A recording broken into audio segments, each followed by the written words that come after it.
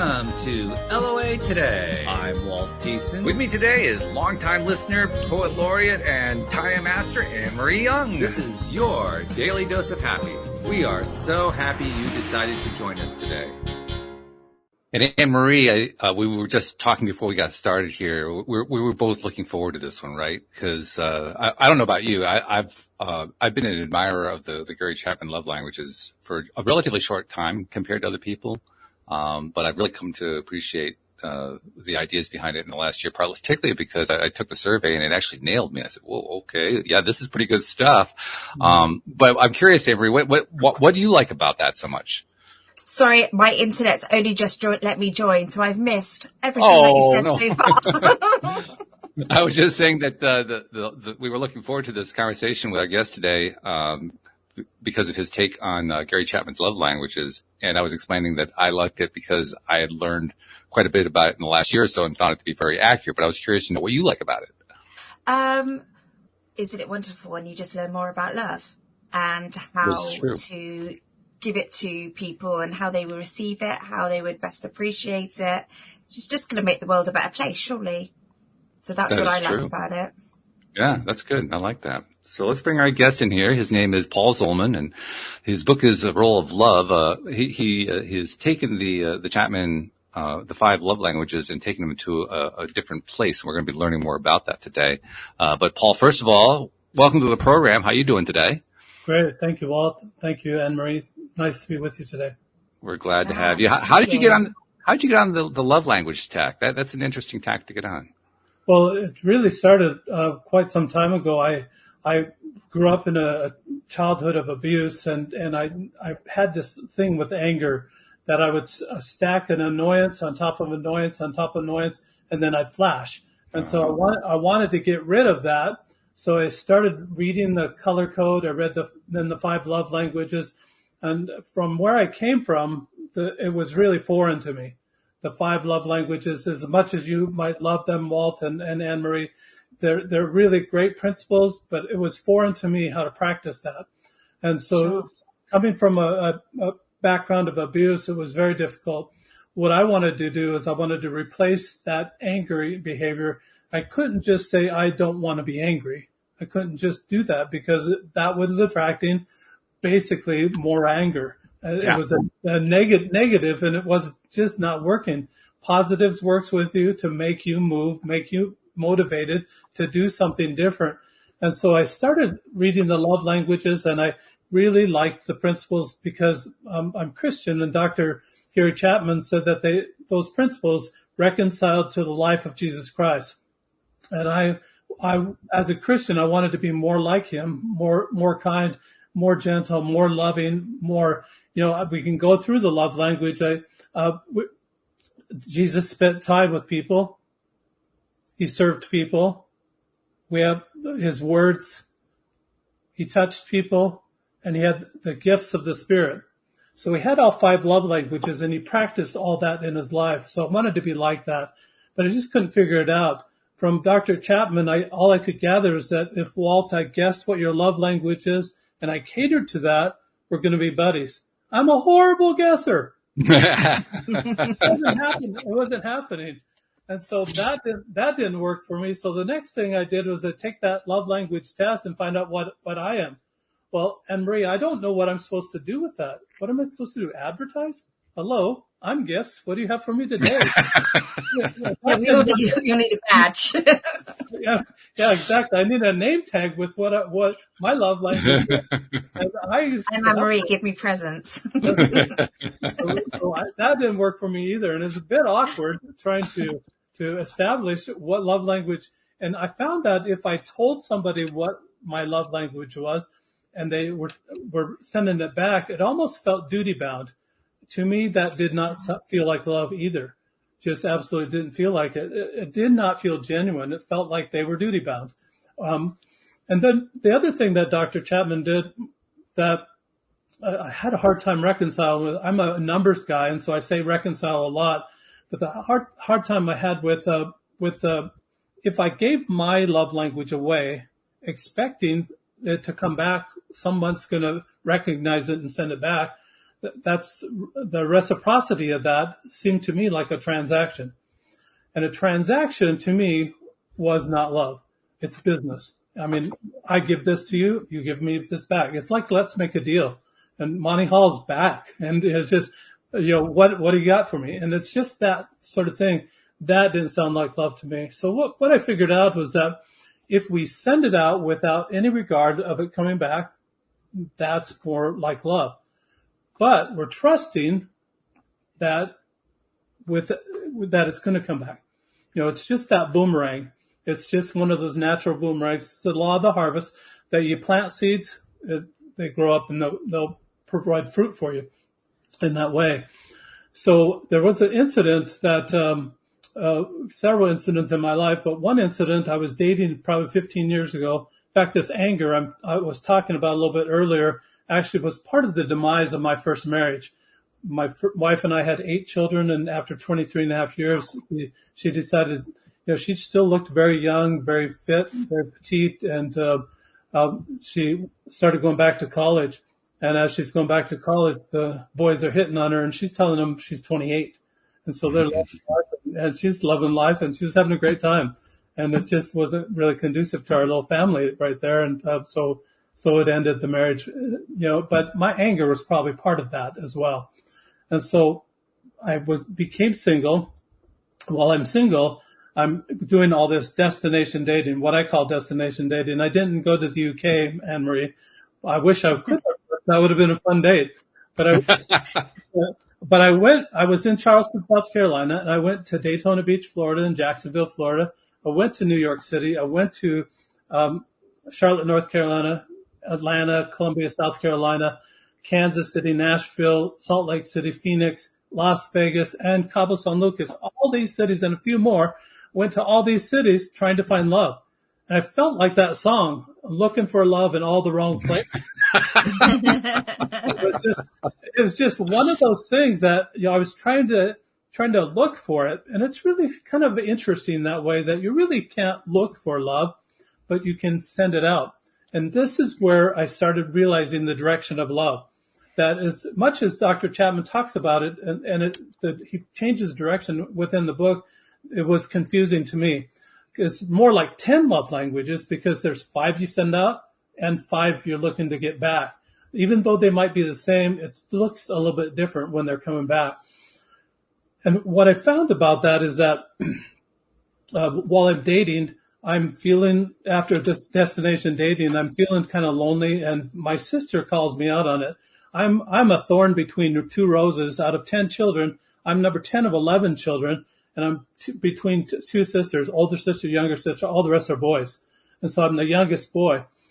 And so I didn't have the opportunity to walk up to the television and turn the knob way back then to change the channel. I didn't have the decision-making power. It was always my older brother's older sister. So I always have to listen to older brother, older sister. And it's kind of that pecking order anyway, even when we get together. So I'm calling her on the phone. She's talking to me, calling me out, thinking I'm lonely. She has a neighbor she wants to introduce to me. Now, this neighbor, I didn't know anything about her, but she was 7 hours away from where I was living at the time. I was living in Phoenix at the time. And I thought, no, I don't want to do this destination dating. And I told her that. And she says, oh, come on. And like you said, you got to do what Big Sister says. And so I started doing the light corresponding, started writing email and writing these letters to her and messenger. No phone calls at that time. And then it just kind of was fun. It was actually really quite fun. I wasn't expecting anything to come out of it, but that's when you really find what you want, is when you have no expectations that way. And it was just really fun that way. So I kept doing that. And finally I moved up to where my sister was at and started dating a little bit more seriously. Came to the point that now I need Big Brother approval. Like I said, number 10 of 11 children. I had to go to Big Brother's house, 300 miles north of where I'm at, and went in this house. And first thing that he did, or his wife did, my sister-in-law, is pulled her aside and said the only emotion that the Zolman family learned growing up was anger. At first I denied it, said, then it made me mad. Busted. And so from that point, I thought, there's got to be something I can do to correct that perception for the Zolman family. Because I think that we were a lot better than what she was saying. It's not only anger, but we had other passionate things. Anger was an issue, but it's not the only issue. I say that's funny. But anyway, so anger. So I started reading that color code, reading the 5 love languages, and I've told you a little bit about that. I remembered during this time that as a family, even as dysfunctional as we were as a young family, that we liked to play games. And games seemed to bring us together a little bit. And I thought, what if I could make this a game? So I contacted Dr. Chapman and asked him if he was licensing those icons for the love languages that he had. And his attorney sent me a letter back saying, no, they're not doing that. I was grateful because they're like 30 years old. They're dated, and it was something, that weren't that attractive. But so I decided to make my own. And I went to a copyright attorney in my town. He said that theory, like the love language theory, is not copyrightable. Sure. Application is. Yeah. So they hadn't made it a game. And so what I did was I just put it on a die. And I put the love language on the die there. So there you see time, service, the words, touch, gifts, and there's 6 sides on the die. So the 6th side is surprise me. Or I live close to Las Vegas, so some people call it dealer's choice or mystery. So mystery. So there's just 2 instructions. You roll the die every day. That's the love language you practice giving away all day that day. Oh, okay. All day to everyone. Remember, I created this when I was single, so I did not have a significant other, as Dr. Chapman suggests. I didn't have anybody to practice this on, so I said, well, why not everybody? And as I thought about it, doing it to just your significant other really is kind of a part-time job, because you're not with that person all day long, all the time, every minute. You're not with that person, but you're with other people a lot. So I thought, well, let's make some consistency, make this a character trait that we're going to be sending love out all the time, all day long. And so as I've done that, and as you do it over a 30-day period, you actually learn all 5 love languages backwards and forwards by giving it away. One of the best parts about that is that you can see it when it comes your way and respond appropriately. Like I said, most people can only see their primary love language and respond to that because that's what they want. They think that's only love. But with this, it gives you that peripheral vision. It says, oh, they're loving on me. It's not my primary love language, but they're loving on me, and I can respond appropriately. So it really gives that expands your vision a little bit. The second thing that happens is that actually you become what I like to call a love language linguist. Sexy title. I know you want it on your resume. So it's one of those things that when you have that on your resume and you go into the employer's going to say, what the heck is a love language? And you're going to say, well, I just love people. That employer wants their customers loved, and they want a loving environment within the workplace. And your resume should rise to the top because of those 2 things. So that's kind of what I've done to make it happen a little bit better here. That's cool. I like that. I mean, certainly it's very important to be appreciative anytime any of the 5 love languages come your way. And that's really what you're talking about, expressing an appreciation rather than, oh yeah, oh, great, wonderful, let's move on to the next thing. Or even worse than that, oh, what are you doing bothering me with that kind of crap? Any of those reactions really aren't serving you or the other person. They're not really helping anybody. But when you're appreciating all of them, it doesn't even matter whether it's a big deal to you. It could be a big deal to them. And that appreciation goes a long way. It's really a good thing. Absolutely. So as I'm trying to figure this out, the other day I was walking around my home here, and I found a walking stick. You don't usually find a walking stick when you're walking around, but I found one. And on one side of the stick, it's really nice and smooth and everything. And on the other side of the stick, it's got some little, where maybe a twig was, but it's got these little points in where it's kind of got some knots. I'm going to call it the naughty side of the stick and the nice side of the stick.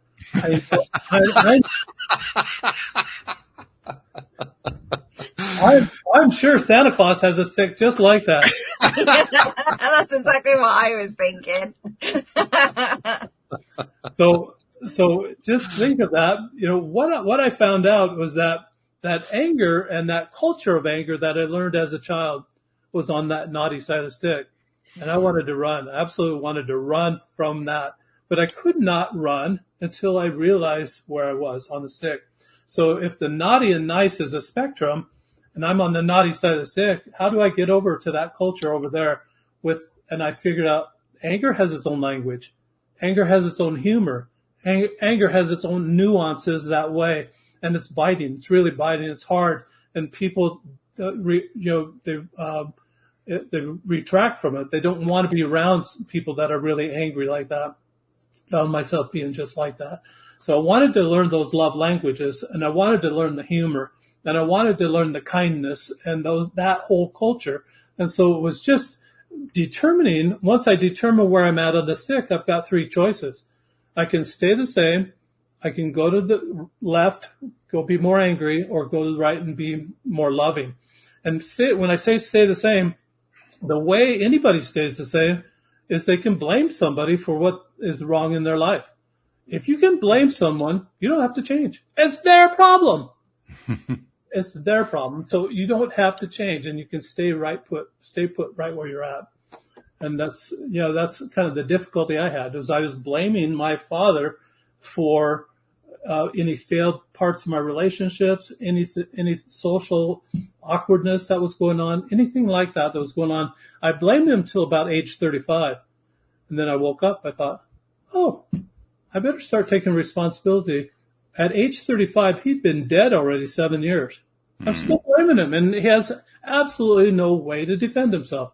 There's a great piece of information in there too. Like you said, he had already passed away. He wasn't even part of the physical world presence, and yet you were still blaming him, which kind of illustrates a very important point.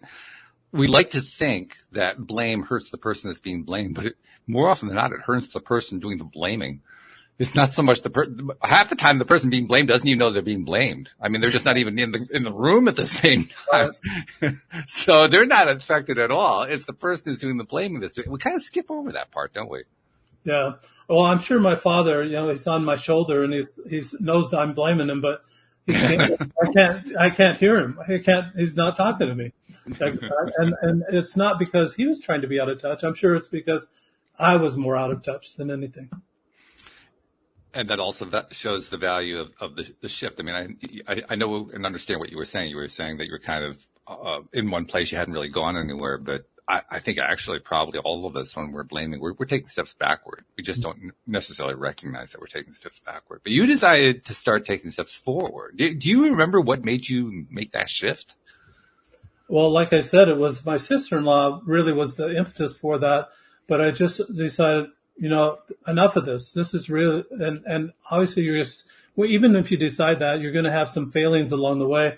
But I decided that I was just going to keep pursuing the love languages, figuring out a way, how do I implement this into my life? Mm-hmm. And that's kind of why I call it the role of love, ROLE, because it really changed me inside. I'm going to tell you this, it really was a miracle that within 30 days of rolling the die every day and consciously watching for those opportunities to love all day long, what happened to me was I didn't have any time to say, what's wrong with that person, and go down that critical path. I did not have any time to get annoyed from whatever they were doing and be flashing. Didn't have any time to do that. So what the mindset was it changed to what's right with that person. What can I love about that person? And that was just a whole brand new mindset to me with that over a 30-day period, becoming a habit. And I've kept doing it all these years, but that 30-day habit changed my whole disposition. I did not have a disposition to be angry anymore in that way. I felt like I was getting out of my own lane when I was looking at what other people were doing, which I have zero control over, looking at what they're doing and trying to be critical about what they're doing, which I had no control over. I was being judgmental about that, and it stopped. It absolutely stopped. I found the behavior that would stop that in its tracks, and it was the replacement behavior of love. It's funny how these things work out, because I don't plan the weeks of broadcasts and who's going to be on the show. I just kind of let things go the way they're going to go. I trust the law of attraction to deliver something really useful or interesting to me. And sure enough, it just did again without my realizing it, because I had forgotten you were coming onto the show today, and I have a show scheduled tomorrow with my good friend Joel Elston. And I was thinking of a topic. I said, what topic should we do tomorrow? And I said, and it just kind of came to me. I know. Let's do a topic on when people say, I don't mean to judge anyone, but, and then make that a topic. And here you are talking about the exact same thing. Like, wait, well, no, that's for tomorrow. Wait. But I guess it goes to prove, it actually is an everyday topic, and it's one that people engage in regularly and often don't realize that they're doing it. I find that, and I don't know about you. That's what I find. Anne-Marie, do you find that people who use that phrase are aware of what they're doing? They're self-aware of their own phrasing? I don't think they are. I mean, the person I hear it most from is my 7-year-old. And she's always like, I don't mean to be rude, but don't mean to hurt your feelings, but and it just makes me laugh, because I'm just like, but you're gonna. But I certainly know that when I say it, I know exactly. As soon as I say it, I'm like, duh. I don't mean to, but I'm going to anyway. And I catch myself doing it. And it's a very uncomfortable conversation in my head going on when I find myself doing it. But yeah, I don't think people are aware they're doing it. And we of course we make judgments. That's just our human nature.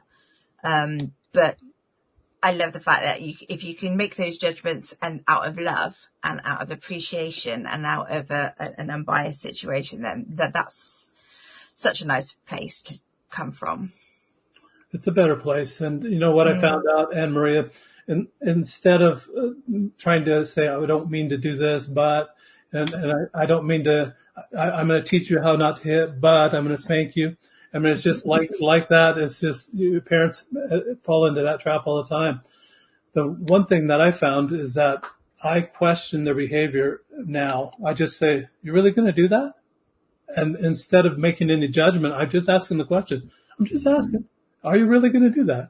And it's just, oh, okay. And maybe they back off a little bit, or maybe they decide that they're not going to continue with the behavior that they're going on.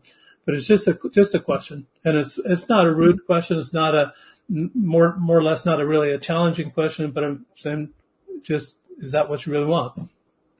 And then it's back to sending it out. Whatever you send out is going to come back to you.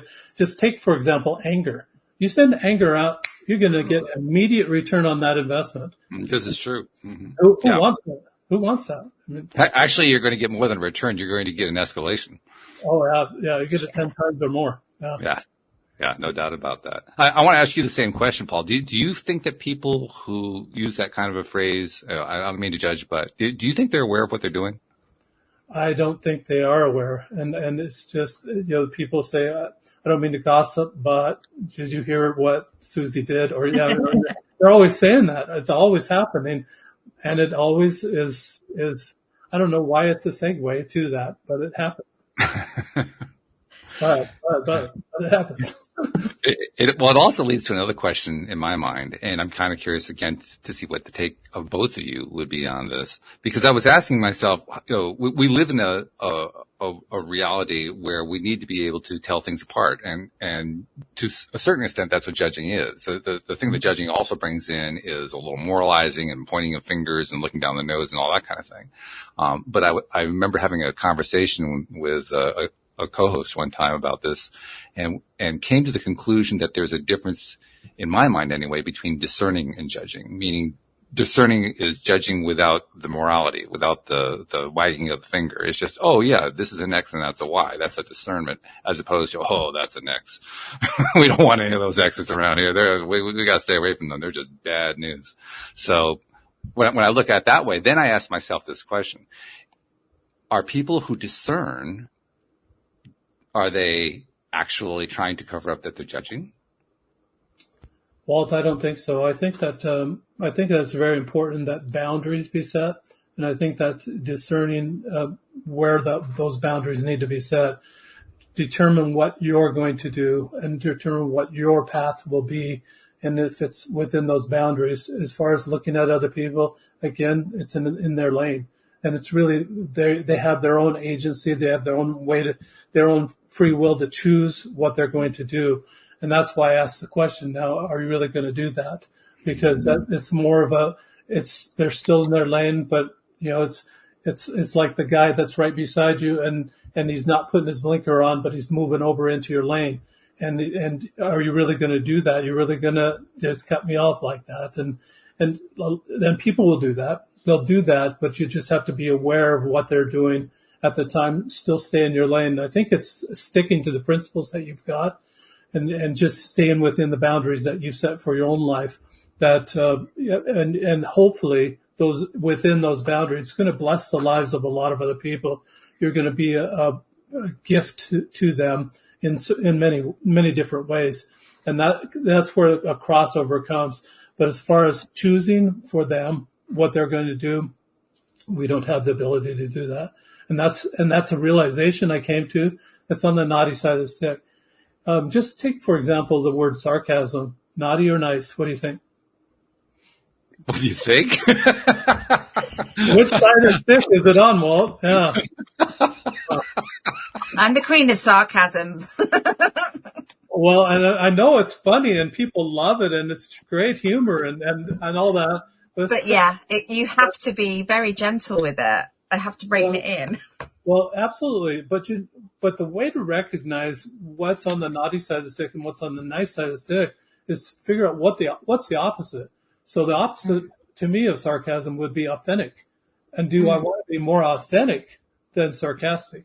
Or do I want to be more genuine than sarcastic? And then, like I said, set your course. Where do you want to go? What do you want to send out? Because whatever you're sending out, come right back to you. I was thinking about some of these T-shirts you see about, I'd rather be naughty than nice and things like that. So, I mean, you can go a lot of different directions with that one. My wife showed me the one the other day, a picture of one that said sarcasm is my love language. Yes. Yep. I'm sure that's probably a popular T-shirt, actually, now that I think about it. It's very popular out there. This really applies in a lot of circumstances. You've seen people in yoga outfits and they're going to their class. At the end of the class, the teacher will put their hands together and point north and put their thumbs to the chest and bow their head and close their eyes and say namaste. Mm-hmm. Now, namaste is of the Sanskrit dialect in northern India, but the Hindu interpretation of that was the God in me sees the God in you, or the divine in me sees the divine in you. And that's kind of the feel that I want to have with this, with the roll of love and with the dice, just that we're watching for what's right about those people. What is there that I can express? How can I help them uncover maybe some of the talents that they don't even see themselves? I see some beautiful things in that person.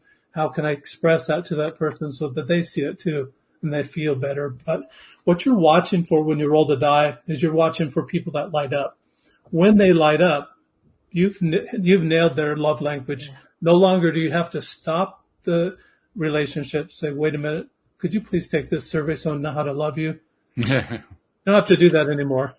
So as awkward as that sounds, it's and as funny as that might be, you don't have to do it. You're just watching, use your observation skills, watching when they light up, and then just make a mental note and wash, rinse, repeat, do it over and over again. There's a lot to be said too for that lighting up experience. Mm-hmm. Not only does it inform you of what the other person responds to, but it also informs you of how you affect somebody else to have them get that response. It serves both functions. It tells you. I always look at it from the point of view of what it's telling me more than about myself rather than what it's telling me about them. Mm-hmm. Because if I can say something that results in somebody else lighting up, I think to myself, whoa, what did I do?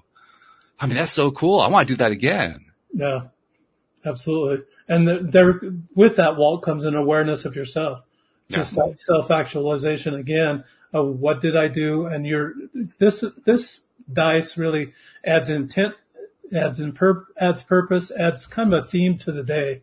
What am I doing that day? And as far as that theme goes, I like to roll it in the morning. Then in the evening, I've prepared a journal that you can write what you rolled that day, what opportunities you saw to love in that way that day, and then what you did about those opportunities. I found that when I look at a blank page in a journal book, my mind goes blank. This is more purposeful. It's a love journal. And so when you keep track of what you rolled, opportunities you saw to love in that way, and what you did about those opportunities, it becomes a love legacy journal. And that, just take that one more step. In the primary school years, this would probably be most effective. That we teach the children their responsibility. Remember that it took me till age 35 to realize, oh, I'm responsible for my own stuff. I'm responsible for my own actions.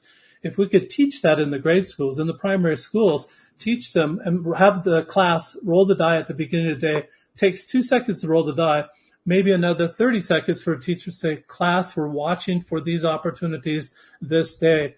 Then at the end of the day, at the very end of the day, when the kids are anxious, they know the bell's going to ring, they want to go home, and that last 10 to 15 minutes, I've talked to several teachers, they said it's absolutely non-productive time. If we can take that non-productive time and make it productive, have them write what just opportunities they saw to love, what they did about the opportunities. Now we're teaching them accountability. What did they do all day long? How did they love, especially all day long?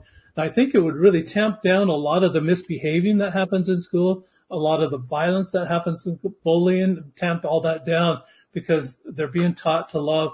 And it's on a pass-fail basis. Did you do it or not? Did you write the journal page or not? And the teacher sends that home. So the parent collects all those journal pages, and over a period of a year, now you have a love journal of first grade. You have a love journal of third grade or fifth grade or whatever grade. You now have a love journal of your child. I would have loved to have a love journal for myself from first grade. I remember Mrs. Rogers. I remember my teacher. It's been a long time ago, but I remember her very distinctly. She was very old, but she was just very kind. And she reminded me a lot of my grandmother as a teacher, and my grandmother was a teacher. And it's just those endearing moments that I would have loved, just even some little tidbits of what did I think of Miss Rogers during the school year? What did I do about those things, how I felt about her, and did I bring her an apple? What did I do to express love to that teacher during that time period? I would actually suggest that rather than having the kids do this, I'd rather have the teachers and the parents and the administrators do it. And the reason I say that is because we found over and over again, kids actually are really quick at getting a concept and running with it. They don't really have to have it drilled into them. They get it fast, mainly because they haven't lived very long, so they don't have all the baggage in place that stops them from wanting to do stuff. It's the adults who've been living for years and years who got all the baggage built up, and they're the ones who have the most trouble with it. So I would submit the idea that if you really want to make change, you want to change it in get the parents and the teachers and the administrators to make the changes in themselves. If they do that, I think the kids mimic it. I think because adults have that kind of energetic impact on kids, so, is it the lack of a journaling exercise that makes the kids violent or unhappy or fighting or whatever in school? I'd have a hard time making that argument. I'd be much more inclined to say it has a lot more to do with the interactions they're having with the adults on a regular daily basis. So get the adults to make a change, and I think you'll see a big change in the kids. I like the idea of what you're applying with the die and with the journaling, because what you're doing for an adult is you're helping them to establish a new neural pathway and then reestablish it and reestablish it and reestablish it and just keep basically, burning it into the nervous system until it completely replaces what used to be there, which was probably some pretty judgy, nasty, junky stuff. Mm-hmm. Yeah, you make it a freeway instead of just a country road or a cow path. Yeah, right. Exactly. Yes. Good way to describe that. Yeah. I agree. It has to be practiced like that and just make it a broad stroke that way. And I'm absolutely in agreement with that, but how do you reach them? And I think that we got to start somewhere.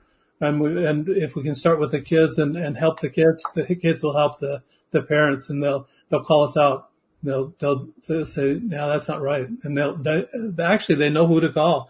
When I was a child, it was like Ghostbusters. Who are you going to call? I did not know who to call for the abuse that I received as a child. I didn't know anything about that. I thought that's in the family. It's just kind of a family deal, and you don't call anybody. You're embarrassed, and you just put your tail between your legs and you go to your room or wherever you're sent. And it was just that type of situation. My question to you, Paul, go ahead. is I'm quite interested to know how, if your whole family dynamics was anger, and that's everybody's kind of natural light level language, and that's what impact did you learning all this and doing all this have to your siblings? Well, I think that many of my siblings actually learned to break away long before I did. And I wasn't, right. And had their awareness because I'm number 10 of 11. I'm just a late bloomer, and they'd already, some of them had stepped out and done it, but some of them just still retained a lot of that anger, and they'll have these flashing moments. And it's just, as far as purposefully doing this and purposely moving away and just divorcing myself from that type of activity, I'm probably the most pronounced of all my siblings. Interesting. It's an interesting thing also when you have that kind of a legacy going on, because your siblings, since most of them were older than you, were impacting you. It's kind of in a way that's similar to the way an adult impacts a child. So not only were you getting it from adults in your life, you were getting it from siblings. You were getting it at all. Like, oh my God, it's coming from everywhere. Well, you become really resilient that way, and children are very, very resilient, and they'll grow up in spite of their background. They'll grow up to do something, and hopefully they'll choose to do something that's right. I think from the Christianity standpoint, that really has kept me more safe than any other thing. There was a time I remember in junior high, I was going to join a gang, and I forgot the Hool. Last name was Hool, was the guy, Hool, and he was the leader of the gang. I can't remember his first name, but I was going to join his gang, and we're going to beat up people, and we're going to just have a great time. And then I was going to join the mafia. I do have some Italian in my blood. Uh-oh. Yeah, it came from Connecticut and Rhode Island and Connecticut, and right in that area where you're at. And it's just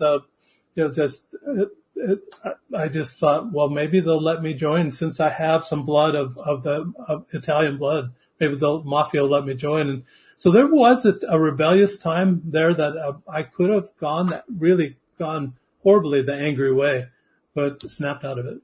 Thank goodness. Yeah, it's a good thing. And because if you've met anybody who is in those circles, they're not pleasant people to be around. I mean, irrespective of the activities they are involved in, they're talk about having a lack of love language. You can't connect to them on any way. The only level of connection they know is violent. Well, and it's always Billy Goat Gruff. I lived in Rhode Island for 2 years and actually faced a lot of that. And boy, if you didn't have Guido in your pocket, you just, if you didn't know somebody that broke knees, you weren't going to make it. So anyway, yeah, it was tough. Yeah. Providence, especially Providence, Cranston, that area. Yeah. It's an interesting state. It's a beautiful state. It's a great place to go for, the oceans and so forth. It's lovely for that, but it does have that other side. That's true. Yeah. Let's explore also from, the perspective of people who have decided that they need to make changes in their lives. And this is a theme that we carry on a lot here on the show. People who want to make changes in their lives and they're finding they're getting stuck in some way. I imagine that the approach you've taken helps people who are stuck to become unstuck. But do you find also that when they take this approach that they're gaining other benefits besides that like takes them to the next level besides the unstuckness of doing this kind of journaling and die rolling and so forth? Absolutely. Well, I think that's a really good question. That the people in my what got me stuck, just from my own point of view, and I see it with other people, is they think it's about them.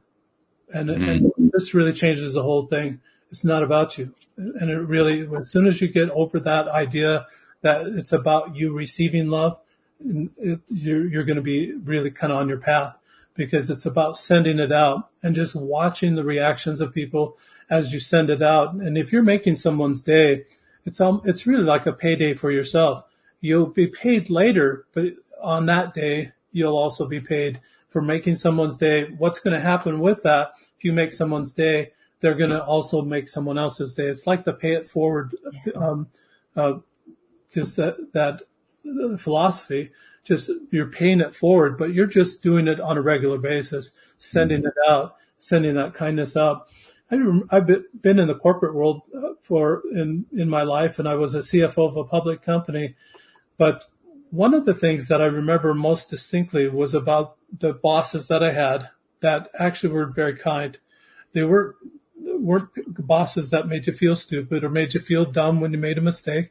They were bosses that said, let's try it this way. And that was just the kindness of the direction and the leadership that they actually give. And I think that as we're stuck in life, we need that leadership. We need that mentor. We need someone that we can look to, someone kind that is going to hold our hand and take us to the next step. And I think those are the people that we want to gravitate to. Those are the people we want in our repertoire of friends that are going to help us to the next step. And so it's I don't think you're going to be stuck for very long if you collect friends around you like that, collect an employer like that around you, and then maybe more difficult than I'm saying. It was there were various employers that I had that some were nice, some were very stern, some were upset. But if you're going to be upset with someone, how's that going to turn out? Are they going to want to be very motivated to work harder and be happy and in their job? More likely they'll do it grudgingly, and they'll start looking for other places to work. It's better to send it out with kindness. Help people just get over that. Help them on their way. They don't know everything, and you don't know everything either. It's true. Yeah. I learned that a long time ago. Not only do I not know everything, I found I didn't know anything. So, I had a lower level to start from. Well, and then you got a good starting spot. Yeah, right. You're like a sponge. It's getting it all. And then I learned something like, oh my God, I learned something. This is great. So Walt, go ahead. What I like to do is I like to compare it to a magnifying glass. And a magnifying glass is just going to make things bigger. And if you've got that magnifying glass, focus on the faults or the weaknesses or the misgivings of another. Do you want that to grow bigger? Mm. You're actually focusing on it because you want it to make it smaller. Wrong idea. You focus on the good. That's what's going to get bigger. That's what you want to magnify. Focus on the good that your employees do. Focus on the good that your family does. Focus on the good that your children do, even if it might not be up to par. Just focus on the good that they've done, and then just help them do it a little bit better the next time. When you focus on that, that's going to grow, and that's what you want to grow. You're bringing a really interesting point here that we've talked this idea of focus. We've talked about that endlessly for years here on the show. Anne-Marie has been a part of many of those conversations. I don't remember a time when we also pointed out that focusing is a magnifying process. It really is. It is a magnet, but yeah. we don't really talk about that part of it, which is really interesting. Can you think of why? How did we miss that? It's true, because like Lewis always used to say to us, like, focus on what you do want, not what you don't want. But yeah, the actual that when you focus on it and focus on the good and enlarge it, and yeah, it's so simple, but we haven't discussed that. No, but it does magnify. That's what the whole law of attraction process does. I mean, when you give your vibrational attention to something, it just keeps increasing the vibration of it. Well, yeah, that's the magnifying process. But somehow we skipped that part. I don't know how we did that. Well, thank you for bringing that up, Paul. This is like a good addition to what we talked about. As you were saying it, I was thinking of ways I could use that differently to what I'm doing now that aren't working, and what I can do now. So yes, definitely that little nugget's going to help me. It's a little bit of a reminder too, because you really do want to pay attention to what you're giving your focus to for the exact reason that Paul just described. If you give your attention to something that you really don't want, you're magnifying what you don't want. Are you sure you want to magnify what you don't want? Like, oh yeah, I hadn't thought of that part. Yeah. But it's going to get bigger. We laugh at it, but it's really pretty important, because how often do we do it during the day anyway? We do it all the time, and it's unfortunate. It's without thought, and it's the same thing that happened with me, Walt and Marie, that while I'm being annoyed, I don't remember going down that path, but I just remember the knee-jerk reaction that it was, and that's all it was. It was a thoughtless knee-jerk, almost a reflex reaction that happened when I flashed, when I became angry. And I felt really bad after it. Said, how did I ever get there? And then as I started asking myself that question, then I started retracing the steps. So, I was annoyed here, stacking that up, annoyances up.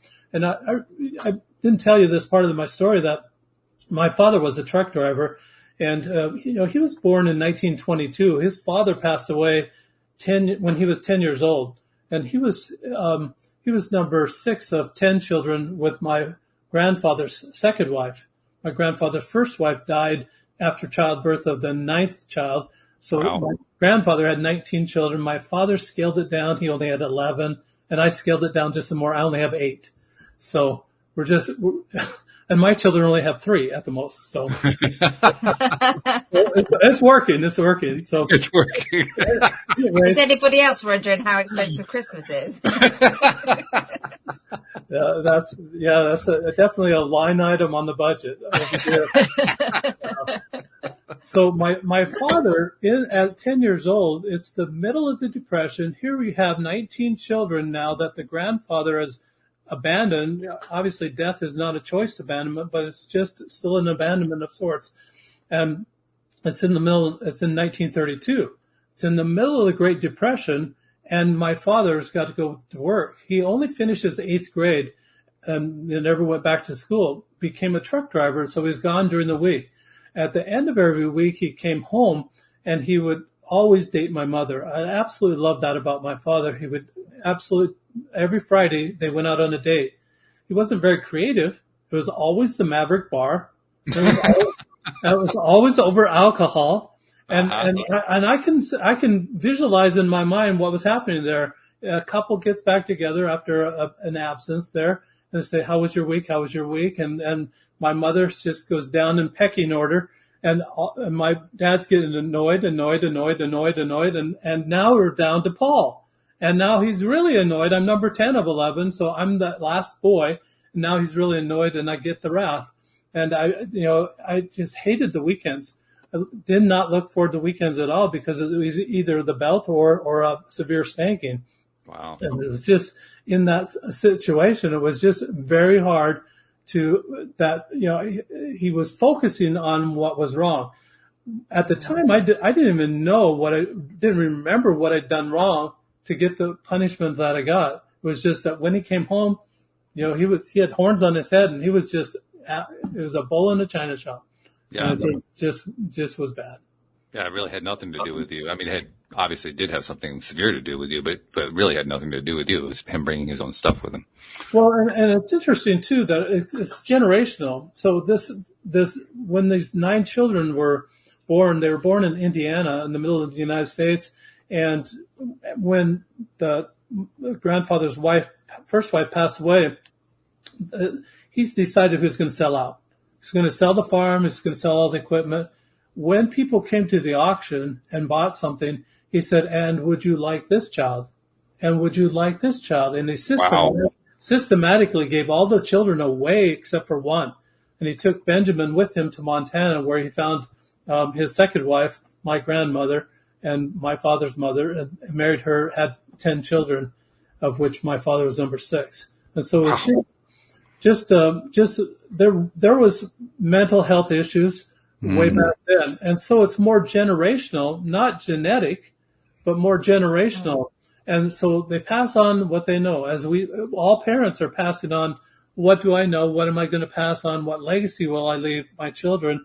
And the last question they're asking is, how will I be remembered? And maybe that's unfortunately, the last question. They should be asking that first question.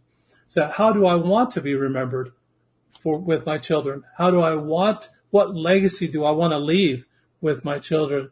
And the journal would be very helpful. I wish my mother would have written a journal, or my father or my grandfather or my grandmother had written journals.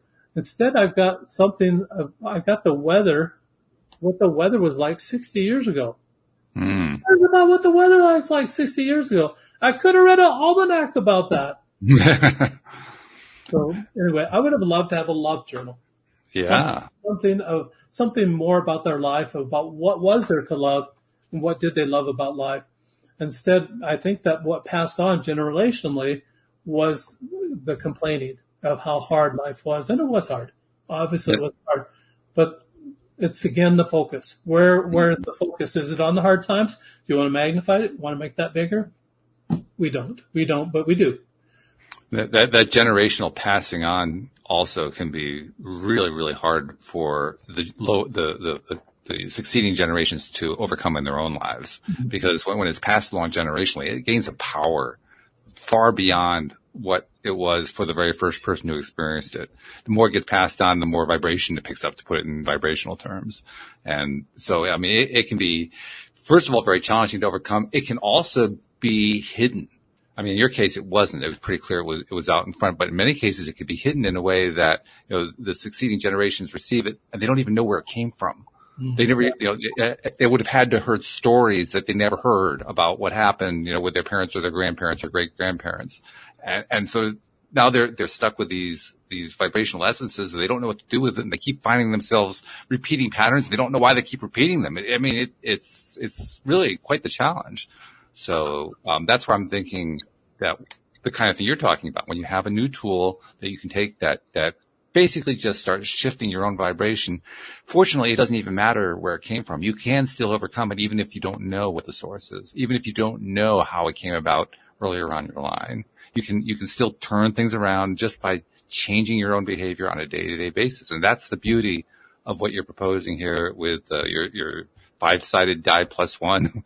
What'd you call the 6-sided? You had like 2 or 3 different descriptors for that one. Surprise me. Surprise side, yeah, surprise me side, right. But in combination with the journal. And I like the journal aspect in that journaling, I mean, we've talked about journaling in many, many forms, and journaling is very, very powerful as a way to basically take the vibration out of the vibration, to detune it, to take the sting out, to take the impetus, the power, the momentum out of it. So when you combine that with your daily practice of using the die to say, I'm going to give I'm going to give gift today, or I'm going to give service, or I'm going to give, whatever the die comes up. When you combine those two things together, you're really taking some substantial steps to shift your own vibration, your own experience, your own attitude, everything. So, I mean, well done. You came up with a really cool tool there. Oh, and it's fun. I love the randomness of it, because you don't know until you roll the die, what am I going to focus on today? And it just kind of excites me every single day. How am I going to love today? Oh, yay. I'm watching for physical touch. I'm doing the high fives, the fist bumps, the hugs, whatever. That's what I'm doing that day, or whatever it is. I'm very excited about sending it out that day, just to be able to find somebody that I can light up. And it's just, I didn't make any connection of what I did each day and lighting people up. And it didn't really focus on lighting people up every day, on helping people have a better day. Never ever focused on that. It was all about me. And that's what I say. This is how you get unstuck, Walt. This is how you take it to the next level. It's all about them. When you focus on them and you get excited and passionate about focusing on them, it's going to be a great day. And you're going to have the residual effect that it's going to have an impact on you when you don't even expect it to. It just kind of does. It's like that piggy bank. You're putting money in the bank and it'll come back at a certain time. Yeah, that's very cool. It's really fun. Good stuff. I'm glad you've been sharing with us. We need to ask a couple things of you before you part company with us. First of all, I mean, you actually have a few things here. You have a book called The Role of Love. You actually have a workbook that goes along with that, and you have the die. Give us like the rundown on this stuff. So the book is all the backstory that we've been talking about today. lots of examples. For example, there's a family in there, family of 5 children. The youngest was 4 years old. One day he rolled physical touch, and he said, pumps his fist, jumps up and down and said, yes, physical touch, physical touch. Had some older brothers and immediately start beating up on him. It was funny. It was absolutely funny because it was a teaching moment for the mother. That must have been how those older brothers did express physical touch to that younger brother. So it was a teaching moment, not only for the younger boy, but for the older children as well. Sure. So this would be appropriate physical touch. So there's anecdotes and stories in the book like that you'll find, just helpful hints, lots of suggestions of what to do. And then I've inserted some quotes from Nelson Mandela and Gandhi and Mother Teresa, other people like that are very professional, being very lovely. I can't really say professional because they're not really a professional, but they're very seasoned in doing that sort of thing.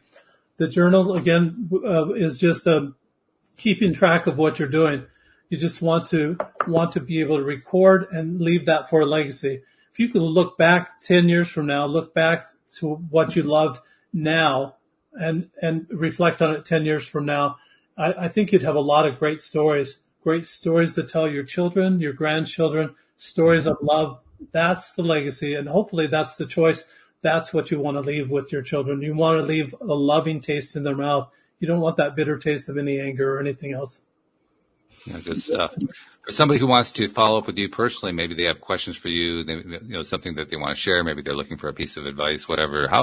What's the best way to reach you? How can people find you? They can comment through my website. It's rolloflove.com. And again, we're using the word ROLE of love. It's kind of a play on words because you actually ROLL. Roll the dice, yeah, right. Roll the die, but we're changed, and that's outside of you. The role of love is the change within. And there are different roles that way, roles of observation and different roles of love. We go through that in the book. But it's rolloflove.com. All right. So we'll make sure we'll include that in the show notes as well so that people have an easy way to find a link. One of the other things that I like to do on a regular basis now, I've been doing it for about a year and a half. Everybody who comes onto the show has found something they really want to give. That's why they're on the show. And as a result of that, we're now living in the 21st century. We're living with the internet and social media and there's content creation, there's podcasts, there's all this stuff that people who are trying to help other people are putting out there. And you're one of those people. You came onto this show, you're giving on this show, and I'm sure there are other ways you've been giving as well. One of the things that has kind of gotten lost along the way is recognition that there are many people that you've never met, you've never seen, who are consuming what you're talking about, and you're helping them, and you never find out about it. And you never really get any recognition for it. So I like to kind of turn that around and say, on behalf of those people you've never met and you've never seen, thank you for what you're doing, because you are making a difference in this life. Thank you. It's a fun project, Walt, and it's really kind of a lifelong passion now that finally here I am. I'm ready to take this passion and run with it. This is what I've been looking for to do my whole life, and I had to learn it from the opposite end of the stick. I had to learn it from the naughty side of the stick to make it over to the nice side of the stick. And I have a long ways to go. I have a lot of catching up to do. So more to come. Well, that's part of being alive. If you're not growing, you're not alive. It's pretty straightforward. Exactly. Anne-Marie, tie this whole thing together. I mean, what's the one thing that, if you have to pick out one thing out of that conversation, what's the thing that you think is the biggest takeaway for listeners today? That whole conversation, I have been reflecting the whole of that conversation on this, on that, on my history, me going forward, what I want to do. So I think the nugget was the magnifier, and is just magnify the good, magnify the love. You can use it with any stage of your life. So just focusing and magnifying what you want, not what you don't want. Yeah, I'm with you totally. I mean, I still don't understand how we skipped that part. All this. I know. Paul, I've been doing this show for 11 years. 11 years I've been doing this show. We haven't brought out magnifying. I mean, come on. This is ridiculous. How did I miss this one? Well, that's my love sending it out to you guys today. Well, it's received with abundance back. Thank you. Yes, no doubt about that. So thank you very much. Thank you to our podcast listeners everywhere. We will see you all next time here on LOA Today. Goodbye, everybody. Goodbye. Bye.